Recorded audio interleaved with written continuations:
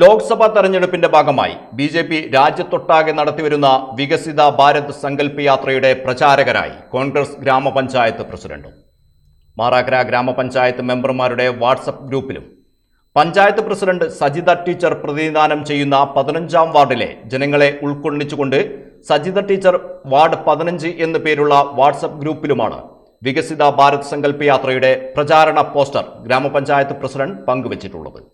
14/1/2024 തീയതി രാത്രി 8:14 മെമ്പർമാരുടെ വാട്സപ്പ് ഗ്രൂപ്പിലും അന്നുതന്നെ 8:15 15-ാം വാർഡ് ഗ്രൂപ്പിലും വികസിത സങ്കല്പ് യാത്രയുടെ പ്രചാരണ പോസ്റ്റർ ഗ്രാമപഞ്ചായത്ത് പ്രസിഡന്റ് ഷെയർ ചെയ്തിട്ടുണ്ട്.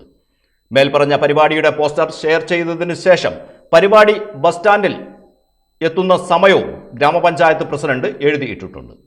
ഗ്രാമപഞ്ചായത്തിൽ എത്തുന്ന ജനങ്ങളുടെ ദൈനംദിന ആവശ്യങ്ങൾക്ക് നേരെ പുറംതിരിഞ്ഞു നിൽക്കുന്നതുമായി ബന്ധപ്പെട്ട് ഗ്രാമപഞ്ചായത്ത് പ്രസിഡന്റിനെതിരെ UDF മെമ്പർമാർക്കിടയിൽ പോലും വലിയ തോതിലുള്ള അമർഷം നിലനിൽക്കെ ബി.ജെ.പി. സ്പോൺസർ ചെയ്യുന്ന ഒരു രാഷ്ട്രീയ പരിപാടിയുടെ പ്രചാരകരായി UDF ഗ്രാമപഞ്ചായത്ത് പ്രസിഡന്റ് മാറിയതിൽ ഗ്രാമപഞ്ചായത്തിലെ മുസ്ലിം ലീഗ് കോൺഗ്രസ് അണികൾക്കിടയിലും നേതാക്കന്മാർക്കിടയിലും ഈ വിഷയം വലിയ പ്രതിഷേധം ഉണ്ടാക്കിയിട്ടുണ്ട്.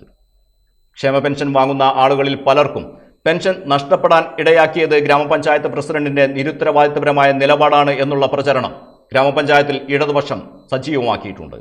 കൂടാതെ ആധാർ കാർഡിലുള്ള തിരുത്തലുകൾ വരുത്താനും മറ്റുമുള്ള ആവശ്യങ്ങൾക്ക് ഗ്രാമപഞ്ചായത്ത് പ്രസിഡന്റിനെ ഒപ്പിനായി ജനങ്ങൾ സമീപിക്കുന്ന സമയത്ത് ഗ്രാമപഞ്ചായത്ത് പ്രസിഡന്റ് നിഷേധാത്മക നിലപാടാണ് സ്വീകരിക്കുന്നത് എന്നുള്ള വിഷയം UDF ഗ്രാമപഞ്ചായത്ത് അംഗങ്ങൾക്കിടയിൽ പോലും പ്രസിഡന്റിന് എതിരായ വികാരം ഉണ്ടാക്കിയിട്ടുണ്ട്. ലോക്സഭാ തെരഞ്ഞെടുപ്പ് മുന്നിൽ കണ്ട് ബി.ജെ.പിയും CPM തമ്മിൽ അവിശുദ്ധ ബന്ധമുണ്ടെന്ന പ്രചരണം കോൺഗ്രസ് ഉയർത്തിക്കൊണ്ടിരിക്കുന്ന ഈ സാഹചര്യത്തിലാണ് കോൺഗ്രസിന്റെ ഗ്രാമപഞ്ചായത്ത് പ്രസിഡന്റ് തന്നെ ബി.ജെ.പിയുടെ പരിപാടിക്ക് വേണ്ടി രംഗത്ത് വന്നിട്ടുള്ളത് എന്നത് ഗ്രാമപഞ്ചായത്തിലെ കോൺഗ്രസിലെ വലിയ പ്രതിസന്ധിയാണ് ഉണ്ടാക്കിയിട്ടുള്ളത്.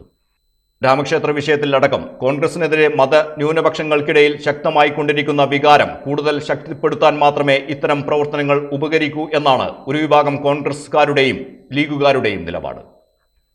വരും ദിവസങ്ങളിൽ ഈ വിഷയം വലിയ കോലാഹലങ്ങൾ ഉണ്ടാക്കുമെന്നാണ് രാഷ്ട്രീയ നിരീക്ഷകർ നോക്കിക്കാണുന്നത്.